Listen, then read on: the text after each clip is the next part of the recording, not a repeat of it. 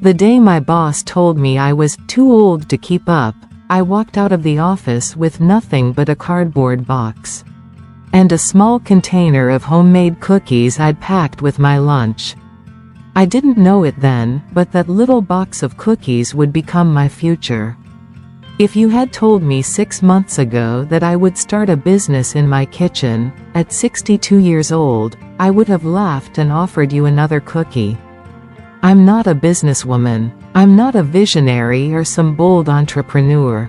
I'm simply Marjorie Hart, once a grocery store cashier, then a bakery counter helper, then, until recently, a clerk at a little office supply company called Pen and Paper.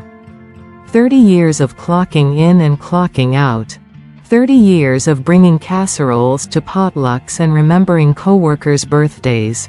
30 years of trying to be helpful, dependable, not a bother. And then, suddenly, I became a problem. It happened on a Tuesday, the kind of ordinary, dull Tuesday that usually disappears from memory. The fluorescent lights buzzed overhead as I entered the store, just as I had every morning.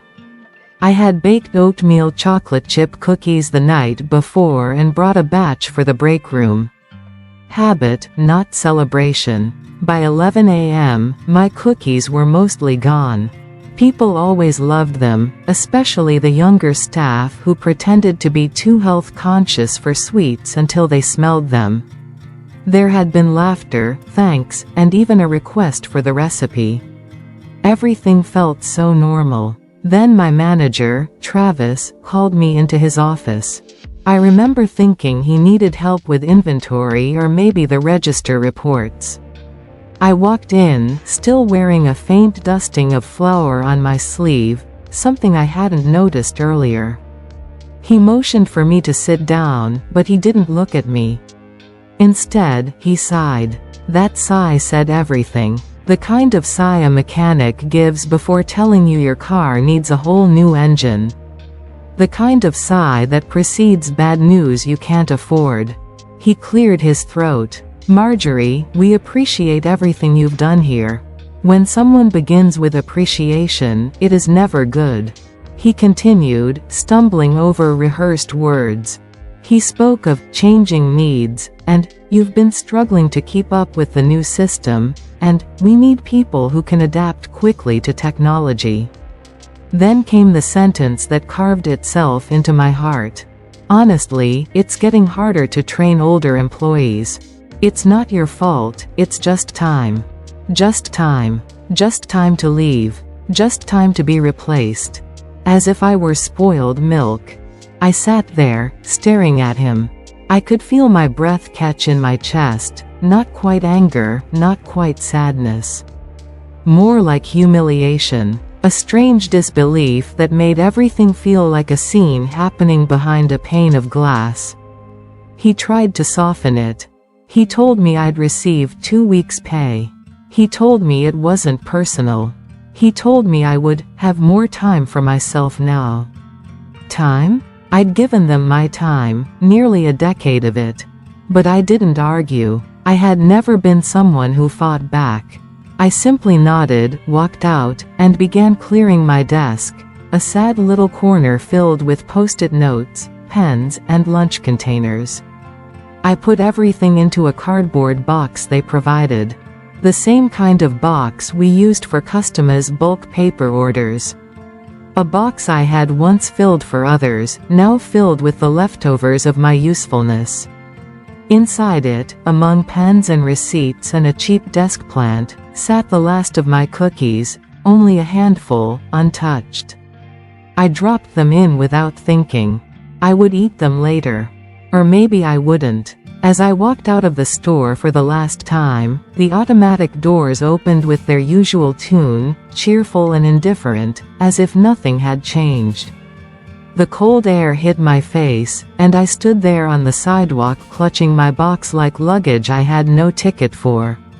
I expected to feel devastated, angry, afraid. Instead, what I felt was empty. Like someone had erased me. I walked home slowly, the cookies rattling softly inside the box. What a foolish thing, I thought, to carry cookies after losing a job. But I kept holding the box tighter, as if it were something more than cardboard and crumbs. And in a way, it was. But I didn't know that yet. I only knew that I had just been told I was too old to be useful, and the world seemed perfectly willing to agree. When I arrived home, the house was quiet in that way a home becomes when no one expects you back early. The afternoon light slanted in through the kitchen window, catching the dust on the counter I still hadn't wiped from breakfast. I set the cardboard box down on the kitchen table with the kind of care you'd give to something fragile, though nothing inside it was. For a moment, I didn't move. I simply stood there, leaning on the chair, feeling the silence spread out around me. It felt like an ocean, wide and deep enough for someone to drown without meaning to. I had nowhere particular to go. Nowhere I was needed. Nothing to clock into. No one waiting for my help. Some people spend their lives dreaming of slow mornings and free days. I used to be one of them. I would imagine long weekends baking, gardening, sitting with tea on the back porch. And yet, now that I had all the time in the world, it felt more like a void than a gift. I made myself sit down. The box still sat open in front of me like a little grave to the past decade. I reached in and pulled out one of the remaining cookies, still soft, still smelling of cinnamon and browned butter. I took a bite. It tasted like disappointment and comfort at the same time. Strange, isn't it, how food can do that? Just then, the front door opened. "Ma? You home already?" my daughter called. Lily. She lived only 8 minutes away and was always stopping by unannounced, as though my home were an extension of hers. It used to warm me. That afternoon, it startled me. I swallowed quickly and wiped my face, unsure if there were tears or just crumbs at the corner of my mouth. "I'm in the kitchen," I called out, trying to make my voice normal. She walked in wearing her nurse scrubs, hair tied back, face still flushed from her shift. She took one look at me, at the box, at the way I was sitting with a cookie like the world had ended, and her expression shifted. "What happened?" I swallowed again. "They let me go." Her keys clattered on the counter. "What? They fired you?" "They said I wasn't keeping up with the new system." I spoke lightly, as if it were a small thing, like I had just misplaced my umbrella, not my dignity. Lily's jaw tightened. "That's ridiculous. You always do your job." They said it was time. The words slipped out before I could hide them. Something in her face softened then. She came over and put her hand on mine, warm, strong, familiar. "Mom, I'm so sorry." I had expected pity. I had prepared myself for advice about retirement or suggestions to enjoy life now. But she didn't do any of that. She just held my hand quietly. That was when I realized how much I needed that small kindness. She sat down and pulled the cookie box toward her. "You brought cookies?" "Last batch for the break room," I said flatly. "Well, then they don't deserve them." She took one, bit into it, and closed her eyes. "God, these are so good. You should sell them." I laughed, not out of joy, but disbelief. "Sell them? You could start a bakery. Or a cookie business. You're always baking anyway." Her words floated between us, as unrealistic as buying a castle. Start a business? Me? A woman who struggled to understand half the buttons on the new register. "I don't know anything about running a business," I said gently. "Maybe you don't need to know everything. Maybe you just need to start." Her confidence in me felt too big for my hands to hold. I shook my head. "It's not like I can just take a tray of cookies into town and, what? Start selling them out of a wagon?" She shrugged. "Why not? People sell all kinds of things online. There's farmers markets, craft fairs, school events. I didn't say anything, because the idea felt too heavy and too fragile at the same time. Something that could break easily if I touched it wrong. Then Lily looked at me with that determined expression she inherited from my sister, not from me. "Mom, you didn't stop being valuable just because someone else stopped seeing it." Those words, they went through me like a warm blade, cutting deep and soft all at once. After she left, I sat for a long time with the empty cookie box. I hadn't realized until that moment how badly I had needed someone to say exactly that. But the truth? Even after her encouragement, I didn't believe I could do it. Not yet. Sometimes change doesn't begin with conviction. Sometimes it begins with a crack, tiny, almost invisible. A single sentence that keeps echoing until you finally choose to listen. I washed the mixing bowl that night as if one weren't thinking about the future at all. But inside me, a small thought had begun to hum quietly. What if I could? Not, I will. Not, I must. Just a small possibility. A whisper instead of a plan. But sometimes, whispers become louder than the voices that have tried to silence you. The next morning, I woke up earlier than usual, out of habit, not purpose. The air felt strangely quiet, like the house hadn't decided what kind of day it wanted to have yet. I stood in the kitchen making tea, trying not to think about what I had lost, or what I might do next. I baked. I didn't mean to, not really. My hands simply moved the way they always had: butter, sugar, eggs, cinnamon, vanilla. Familiar motions that required no courage. While the mixer churned softly, the scent of brown sugar filled the room, warm and comforting like an old blanket. Baking didn't demand confidence, just patience. I slid the first tray into the oven, and before I could pull the second tray out, there was a knock at the door, sharp and hurried. I frowned. It was 9 a.m. too early for a friendly visit. When I opened the door, there stood Kyle, my neighbor's teenage son. Tall, awkward, and constantly wearing a backpack even when he wasn't going anywhere. He smelled faintly of gym shoes and desperation. "Morning, Mrs. Turner," he said, a little too loud.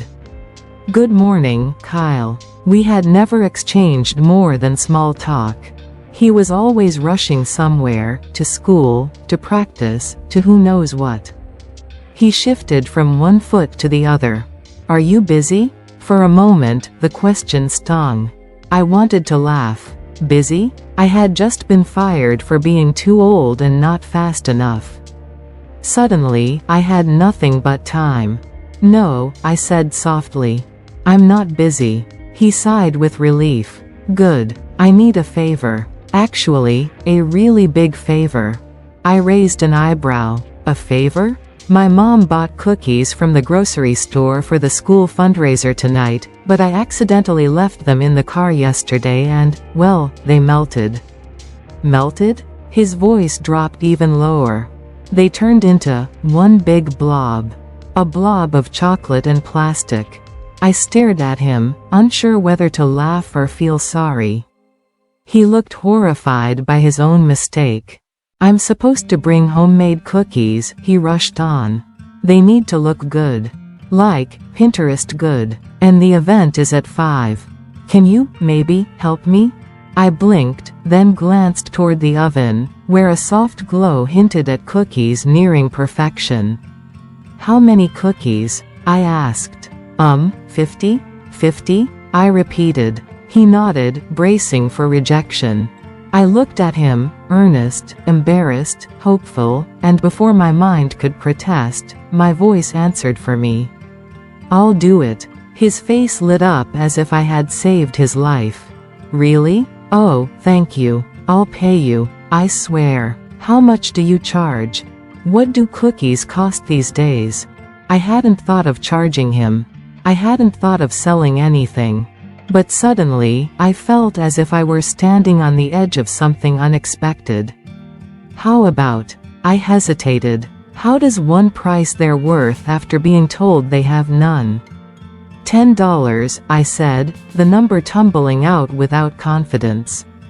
10? For 50 cookies? He pulled out his wallet immediately. Are you sure? His eagerness made me blush.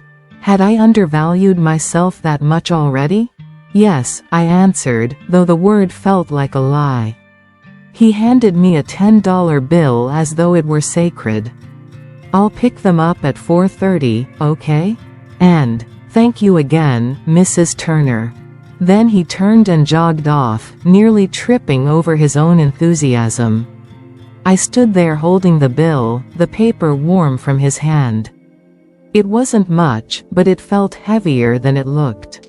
$10. Not for cookies. For capability. For something I could do, without permission, without approval, without an employee badge. I closed the door gently and turned back to the kitchen. The timer buzzed. I pulled the cookies out, and the moment the warm steam hit my face, something inside me settled.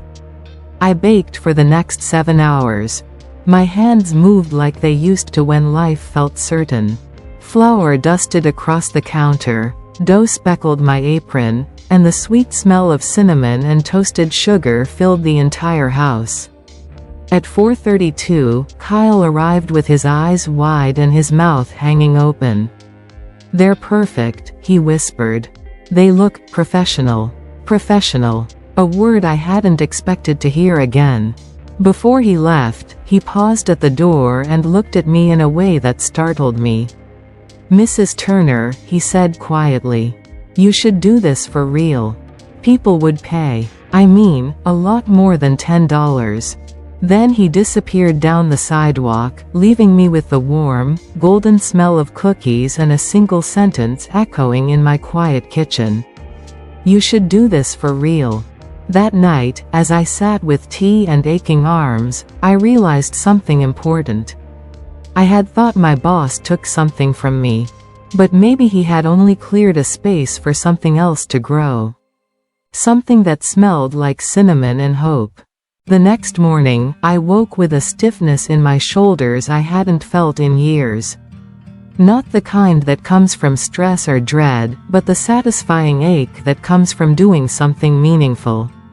I stretched slowly, hearing a few pops that reminded me I wasn't 20 anymore, then padded into the kitchen. The house still smelled faintly of cinnamon. I let the scent sit with me as I made tea. It was supposed to be just another quiet day. Except at 9:06 a.m., there was another knock on my door. I opened it to find Kyle's mother, Denise, standing on my porch, holding a plate, but there was nothing on it. "Good morning," she said, smiling too brightly. "Morning," I replied. She thrust the empty plate forward as if offering a precious artifact. "Do you still have some of those cookies?"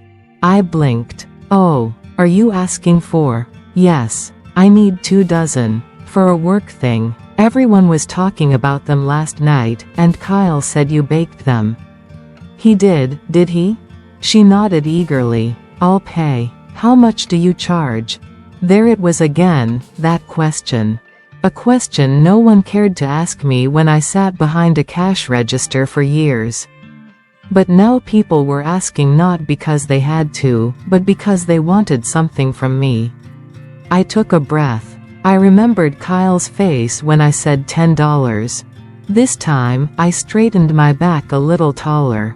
$15, I said. Her eyebrows lifted in surprise, not offense. "Great. I'll pick them up in 2 hours?" 2 hours? I'm in a pinch, she admitted. I glanced at the clock. Baking 2 dozen in 2 hours? It was tight, but not impossible. "I can do it," I said. And I realized I meant it, without doubt. Her relief was instant. "You're a lifesaver." She hurried off, leaving me with an empty plate and the sudden weight of opportunity. I tied on my apron. I didn't think, I just began. By the time Denise returned, I had 24 neatly stacked cookies, still warm, resting on her polished plate. She handed me $15 in crisp bills, thanked me breathlessly, and hurried off. 10 minutes later, my phone buzzed. Unknown number. Hi, is this the lady who makes the cookies? I need 3 dozen for tomorrow if possible. I stared at the message. My first instinct was to say no. Not because I couldn't, but because I wasn't used to being wanted. Another buzz came almost immediately. Another number. Do you do keto or gluten-free? Asking for a friend. And then, can you do heart-shaped cookies? Do you have a menu? Crisis? I had never received this many messages at once, not even on my birthday. I stepped back from the counter, holding onto it for balance. This wasn't a request anymore. This was demand. A small business was forming, humbly, messily, right in my kitchen. I called Lily, breathless. You won't believe what just happened. She listened, thrilled. Mom, this is it. This is your thing. It's only cookies, I replied, wavering between excitement and disbelief. No, it's not, she said softly. It's people paying you for something you built from nothing. Something I built. Not a corporation. Not a system I struggled to understand. Not someone else's rules. Mine. Suddenly, the future didn't feel empty anymore. It felt warm, like sugar melting on the stove, like dough rising quietly in a bowl. Something growing, but not rushing. That night I sat at the kitchen table with pen and paper, writing out a list of flavors I could make. Brown butter cinnamon, lemon sugar, chocolate chip with sea salt, oatmeal walnut without too much sweetness. The list grew longer, and with every line I wrote, I felt something inside me expand. Not ego, not pride, just space. Space to become something more than someone's too old employee. I didn't know what tomorrow held. I didn't know how many orders I would get. I had no business cards, no website, not even a name for what I was doing. But for the first time in weeks, maybe months, I felt something quietly, steadily rise within me. Possibility. And as any baker knows, when something begins to rise, the worst thing you can do is rush it. You wait. You care for it. You let it grow at its own pace. That was enough. By the third morning, the kitchen no longer felt like the quiet corner of my home. It felt like a workshop. A place of production. A small, bustling universe of its own. Bowls were stacked, cooling racks lined my table, and every measuring spoon seemed to be in constant rotation. I found myself humming as I worked, something I hadn't done in years. A tune with no words, just a lightness to it. That day, before the orders came in, I pulled out a notebook. It was an old floral one I kept by the phone, filled mostly with grocery lists and half-written recipes. Now, it held something new, ideas. On the top of the page, I wrote, business name. Then I stared at the blank space beneath it a long time. What do you call something you never meant to start, but somehow fits you better than anything you've done in years? I wrote a few ideas. Marjorie's Cookies, Sweet Moments, Golden Bakes, Sugar Sage. I liked that one, but it sounded like a perfume. Warm Hearth Bakery. The name felt good in the mouth but too formal for a kitchen table business. I tapped the pen gently. The word home kept floating around my thoughts, not because it sounded catchy, but because it was true. People were tasting how I lived. What I loved. My kitchen was becoming my livelihood, not a hobby. Then it came to me, not loud, but sure. A name that didn't try too hard. A name that felt like me. Hearthside Cookies. Warm, modest, familiar, home. I wrote it down, circled it twice, and underlined it softly, as if not to scare it away. I smiled at the page, then at the timer that beeped behind me. I pulled a tray of chocolate chip cookies from the oven, the chips glossy and molten. It smelled like childhood, like snow days and birthday parties. I whispered to myself, trying the words on my tongue. Hearthside cookies, made fresh daily. It felt right, as if the name had been waiting for me, not the other way around. I was jotting down ingredients to buy in bulk when there came another knock at the door, slow, deliberate, nothing like the hurried knocks I'd been getting from panicked neighbors. I wiped my hands on a towel and opened the door. My heart dropped into my stomach. Standing there, wearing his company jacket and avoiding my eyes, was my former boss, Gary. "Marjorie," he said, clearing his throat. "Hope I'm not interrupting." His voice had the tone of someone who never thought twice before barging into someone's time. Only today, he waited to be invited in. "What can I do for you?" I asked. He shifted, clearly uncomfortable. It was the first time I had ever seen him unsettled by conversation. His eyes darted past me into the house, catching sight of trays cooling on the counter. "You, baking something?" "I do that," I replied, not offering more. He nodded stiffly. Then he said, "I'm here for a favor." "A favor?" I almost laughed. A week ago, I was disposable. Today, he needed something from me. "What kind of favor?" I asked. "The bookstore next door to the store is having a community reading night." He cleared his throat again.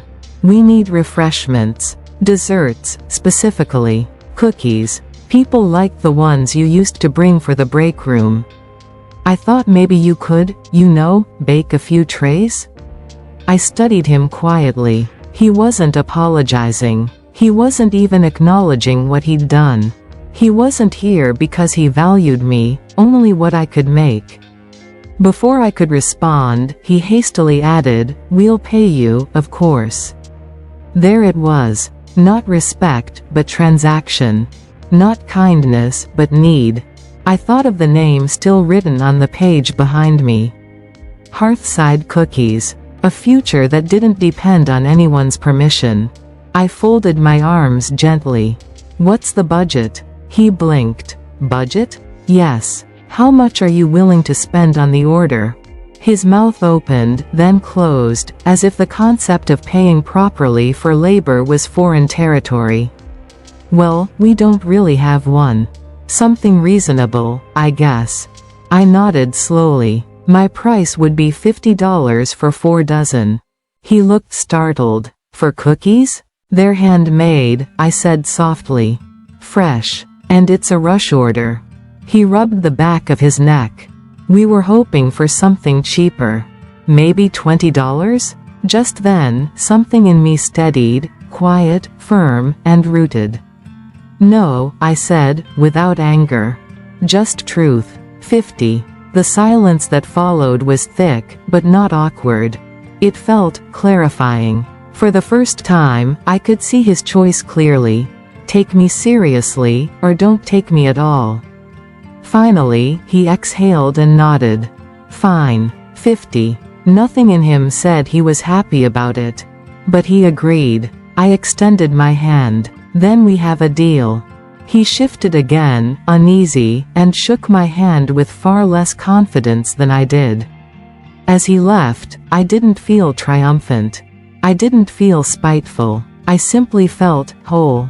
As if I had reclaimed something that had been taken from me without force, without bitterness, just a simple boundary. I closed the door, returned to my kitchen, and whispered to the rising dough.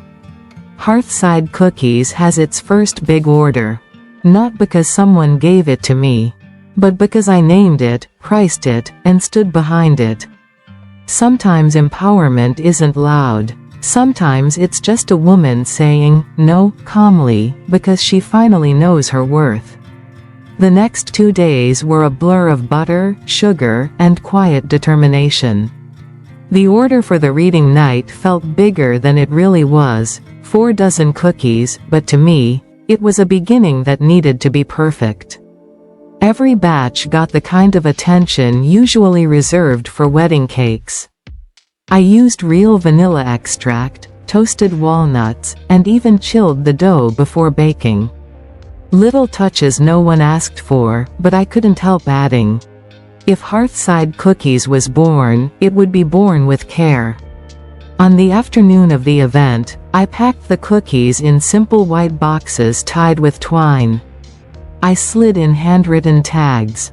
Hearthside Cookies, made at home with warmth. No logo, no printed labels, just my handwriting, my name in ink. When I walked into the bookstore, the place smelled like paper and old wood shelves. The bell chimed as I entered, and heads turned, not dramatically, just curious glances. I wasn't a customer this time. I was a vendor, a provider, a creator. Gary waved awkwardly from near a display table, his posture stiff, as though acknowledging me made him itch. I set the boxes on the refreshments table and began arranging them on tiered platters the store owner had provided. The store owner, a cheerful woman named Lydia, hurried over, wiping her hands on her apron. She had silver-streaked curls and glasses perched halfway down her nose. "Are these the cookies?" she asked, already reaching for one. "Yes," I said. "Chocolate chip and walnut." She took a bite before I could even finish speaking. I watched her expression, heart thumping harder than it should over a cookie. Her eyes widened. "Oh, these are good." She turned to me with absolutely no hesitation. "Do you take regular orders?" Yes, I replied, surprised by how easily the word came out. She nodded firmly. "We host reading nights twice a month. I'd like cookies every time. Same quantity. And if you can make something seasonal for December, even better." The air around me felt electrified, almost dizzying. Of course, I managed. Gary walked by at that moment, overhearing just enough to look startled. Lydia added casually, "She'll need a reserved spot for her baked goods." "They're excellent. A reserved spot. My cookies, a fixture. In a place I used to walk past anonymously. I should have floated through the night after that, but what happened next nearly knocked me over more than any compliment could. During the readings, while people sipped cider and nibbled my cookies, a woman approached me. She looked to be in her early 40s, dressed in a charcoal coat and carrying a sleek leather bag, the kind people with important schedules carry. She had a direct gaze with no hesitation. "These are yours?" She pointed at the cookies on her plate. "Yes," I said. She extended her hand. "I'm Catherine Owens. I own Briar and Butter Catering." The name struck me. It was a recognized service in town, handling upscale parties and even some corporate events. "I'd like to invite you to discuss a potential collaboration," she continued. "We're expanding into artisanal desserts. I'm looking for local bakers with authentic products. Not factory taste. Real hands, real ingredients. Real hands, real ingredients." She wasn't hiring workers. She was hiring creators. My voice didn't shake, but my fingers did slightly as I shook her hand. "I'd be happy to. We'll talk soon. And bring your samples," she said, smiling before she moved away to strike up conversation elsewhere. I stood there for a moment, holding nothing but air, feeling as if a door had opened, but not like the door of a job interview. More like a door to a room made just for me. Later, when I returned home, I placed my now empty boxes on the kitchen table. The quiet of the house didn't feel lonely this time. It felt full, like something was echoing in it.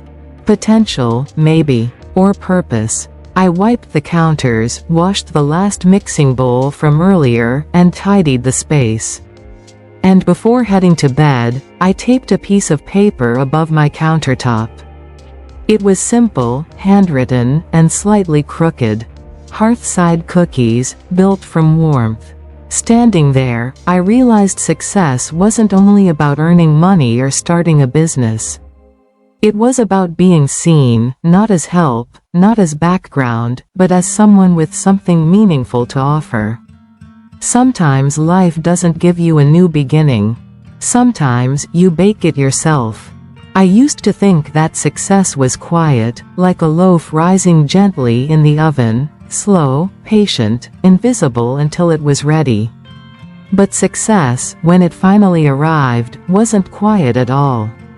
It was noisy. It was chaotic. And if I'm being honest, it was overwhelming. It started with something that should have made me feel proud. One morning, I woke up to my phone buzzing relentlessly on the kitchen counter. Dozens of notifications from social media. Messages from strangers. Comments. Shares. Apparently, a local food blogger came to the community market, bought one of my rosemary olive loaves, and posted a picture with the caption, "This bread tastes like someone's grandmother learned magic in Italy and brought it home." I sat at the table, staring at my phone like it had grown wings. Is that a compliment? I wondered. A magical grandmother? Within hours, orders flooded in. People wanted trays of cinnamon rolls, artisan loaves, tea biscuits, rustic pies. One person even asked if I shipped to another state. It should have been exhilarating, and it was, at first. The kind of excitement that makes you think, look at me. I'm doing something right. But my kitchen wasn't a bakery. It was a kitchen. My oven could only hold 2 loaves at a time. My hands were steady, but they weren't fast. I wasn't a 20-year-old chef on a reality show with bright lights and energy drinks. I was a retired woman with stiff knees and a sore wrist that flared up when I needed too much dough. And suddenly, it wasn't fun anymore. It was pressure. Orders were late. Kneading became painful. Flour dust coated every surface of my house, including the cat, whom I now called Powder, half the time because he looked like a walking dust cloud.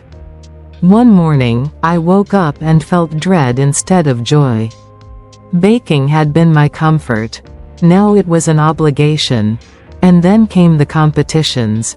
A younger pastry chef at the market, bright-eyed, tattooed, charming, pulled me aside. "Hey, Mrs. Bakes a lot," she said with a grin that looked playful but didn't reach her eyes. "Mind leaving some customers for the rest of us? It's getting kind of unfair." I blinked at her. "Excuse me? You've got a fan club now. It's basically monopolizing. Some of us still need to pay rent." Her words stung more than I expected. I didn't even know I could monopolize anything. I was an old lady making bread in pajamas. That night, while shaping dough in sticky silence, I made my first real mistake. I measured salt twice and ruined a batch of loaves. 8 hours of rising, gone. I stared at the ruined dough and felt something I hadn't felt since the day I was fired. That sinking belief that maybe I wasn't wanted anymore. Maybe I didn't belong. Who was I? A retired woman playing pretend? A burden like my former boss hinted? Was all of this silly? I sat down at the kitchen table, elbows on the wood, head in my hands, and let my tired tears fall. Just then, I heard a soft knock. My daughter, Cassidy, walked in holding groceries. She froze when she saw me crying. She set the bag down slowly and came over. "Mom? What happened?" I didn't lift my head immediately. I didn't want her to see me defeated again. But she pulled out the chair beside me and waited silently, the way someone waits for bread to rise. Patient. Warm. "It's too much," I whispered. "I didn't mean for this to be big. I just wanted to bake." She didn't laugh. She didn't brush it off or tell me I was being dramatic. She just placed her hand gently on mine. Then let's figure out how to make it the size you want, not the size they expect. Her voice was calm, thoughtful, and in that moment, I realized something. She wasn't trying to fix me. She was sitting with me in the mess. It was the first time in a long time I didn't feel alone. Something needed to change, not the bread, not the customers, not even my speed. Just the way I thought about what I was doing. This wasn't about becoming big or impressive. This was about honoring what I loved.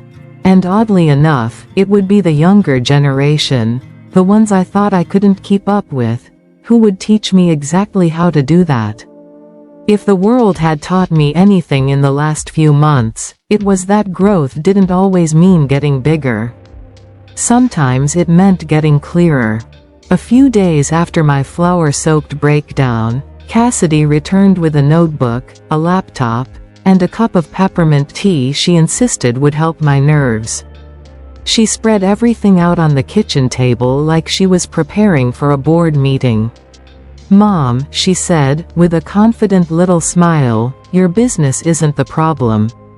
Your boundaries are." I took a sip of tea. Boundaries? We're talking about bread, not relationships. She tapped her pen at me. You'd be surprised how similar those two things are. She opened a blank page and wrote in bold letters across the top. "What do you want?" The question looked too simple, almost childish, until I tried to answer it. Did I want a booming bakery? Fame? More customers? To prove something to someone? In the quiet between us, I realized the answer was none of those things. "I want to keep loving what I do," I finally said. My voice sounded small, but sure. "I don't want to drown in it." Cassidy smiled like she'd been waiting for me to say exactly that. "Then we build your bakery around joy, not demand." It felt so obvious it was almost embarrassing. But that's the thing about clarity, it often waits patiently until you're ready. We set some rules. I would only accept orders on certain days, and only in quantities my kitchen and my hands could handle. I would prioritize what felt meaningful, not what looked impressive. No wholesale, no competitions, no chasing strangers' approval. "I'll help with the administrative stuff," Cassidy said. "You shouldn't have to figure it all out alone." I looked at her, really looked at her. This grown woman who once cried over burnt cookies and scraped knees, who now sat across from me organizing my future with kindness instead of control. For a moment, I wondered if I had spent too much time worrying about being a burden, when maybe she wanted to be part of my life more than I realized. Our meeting was interrupted by a knock on the door. I expected a neighbor or maybe a delivery, but when I opened it, there stood the young pastry chef from the market, the one with tattoos, impeccable eyeliner, and a comment that had cut me deep. I nearly closed the door from shock. She held up a box awkwardly. "Hi. I brought something for you." I hesitated but stepped aside. Cassidy raised an eyebrow but said nothing, observing quietly. The young woman handed me the box. Inside was a perfectly glazed lemon tart, decorated with candied violets. "I wanted to apologize," she said, shifting her weight from one foot to the other. "What I said the other day was stupid. I was jealous. You keep your customers happy without social media tricks or fancy branding. You just bake and people love you. I guess I wanted some of that magic." Her voice cracked, barely noticeable, like a crust splitting in the oven. "I didn't start baking because of competition," she continued. "I started because it reminded me of my grandmother. She raised me. She taught me everything. But I've been so focused on being successful that I forgot what it felt like to bake with love. So, I'm sorry. Really." It was such a sincere apology that my heart softened instantly. I invited her to sit, and she looked surprised. maybe expecting me to hold a grudge, or at least lecture her. Instead, I asked her name. "It's Nina," she said. "Well then, Nina," I replied, "thank you for the tart. It's beautiful. And for the honesty. I sliced it, shared it between the three of us, and something about that moment felt more significant than awards or viral posts or overwhelming orders. It felt human, real. As we ate, Nina asked questions about technique, about ingredients, about patience. She listened without ego, curious like a student, respectful like someone who understood that wisdom didn't always come from youth or ambition. Cassidy listened, too, watching me with this soft pride, as if she was seeing me through new eyes, not just as her mother, but as someone who had something to offer the world in her own way. And sitting there at my kitchen table, with two different generations of women leaning in, learning from one another, I realized something quietly profound. My kitchen wasn't just a kitchen. It had become a place of sharing, skills, stories, flavors, burdens, comforts. A small business rooted not in competition, but connection. Bread, like life, wasn't meant to be rushed. It rose in its own time. And maybe, just maybe, I was finally rising in mine. The morning of the community market arrived with the kind of quiet excitement that feels like a held breath before a song begins. I stood in my kitchen before dawn, palms dusted with flour, watching the dough rise under a damp cloth like a living thing. There was no rush this time, no desperation to prove anything. I measured slowly, kneaded gently, almost as if I were giving thanks instead of preparing for a sale.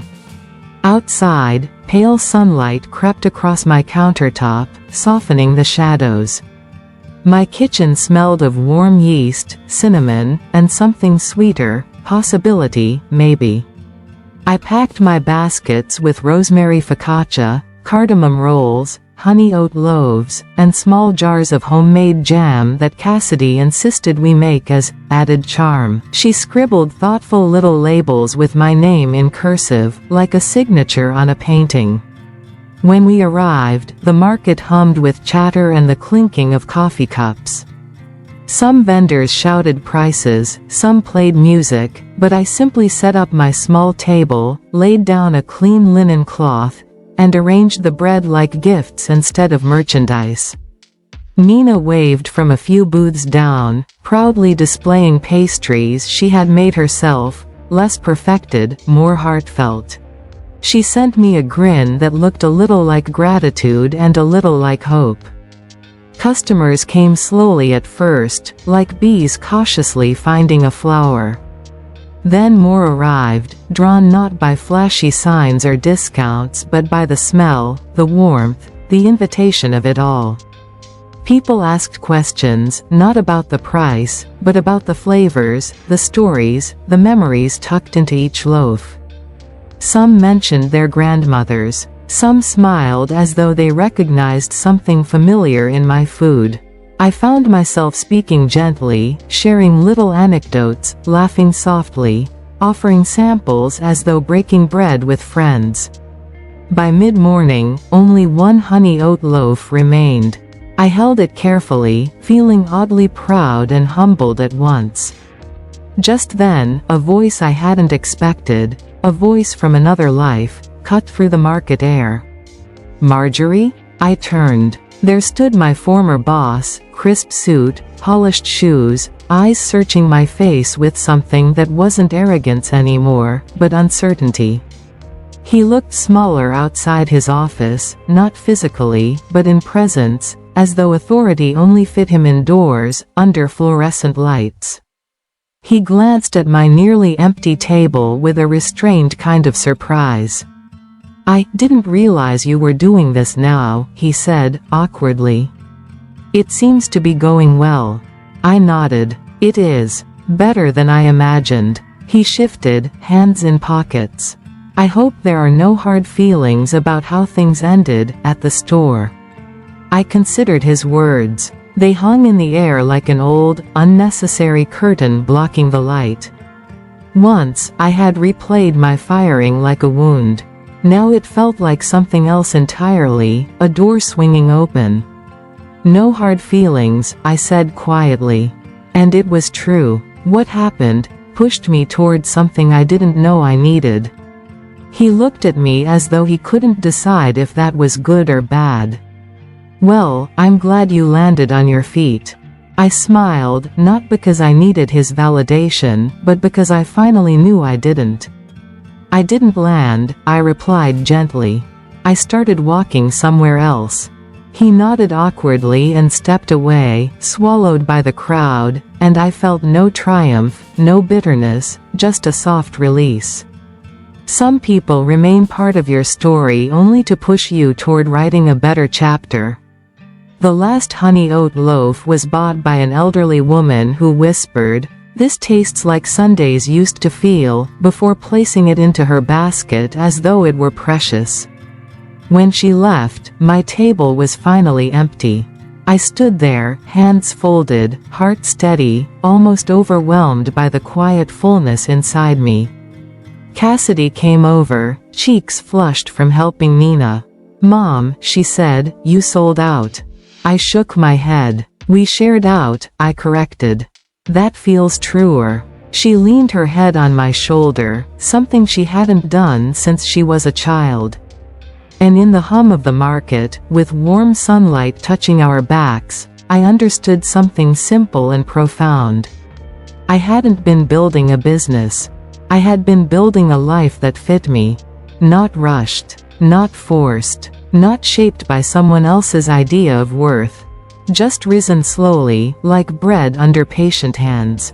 When we returned home, I didn't collapse into exhaustion or worry about the next step. I took a quiet moment, breathing in the scent of spices and flour still lingering in the air. I placed my apron on its hook with a tenderness usually reserved for keepsakes. Tomorrow I would bake again, not because I needed income, not to prove my value, not out of fear of fading away, but because I loved the feel of dough beneath my palms. Because creation, when done with care, returns to you like sunlight on cooling bread. And as long as I had my kitchen, my hands, and the slow rising of something good in my life, I would never be too old to begin. Not once. Not ever.